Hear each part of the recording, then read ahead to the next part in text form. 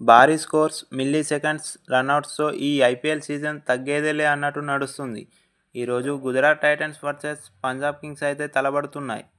Gujarat Titans entry ఇచ్చిన first సీజనే విన్నర్గా, next సీజన్లో రన్నర్గా నిలిచి అందరినీ ఔరా అనిపించింది. కానీ 2024లో ఎక్స్పెక్టేషన్స్కి రీచ్ అవ్వలేదు. అందుకే ఈ సీజన్లో ఎలాగైనా కప్ కొట్టాలని Jos Buttler, Mohammed Siraj, Prasidh Krishna, Kagiso Rabada, Glenn ఫిలిప్స్ను తీసుకున్నారు. ఇంకా పంజాబ్ కింగ్స్ పోయిన 17 సీజన్స్లో జస్ట్ 2 సార్లు మాత్రమే ప్లేఆఫ్స్కి వెళ్ళింది. ఈ 17 సీజన్స్లో 16 మంది కెప్టెన్లను, 10 మంది కోచ్లను, ఆఖరికి ఫ్రెంచ్ నేమ్ని కూడా మార్చేసింది.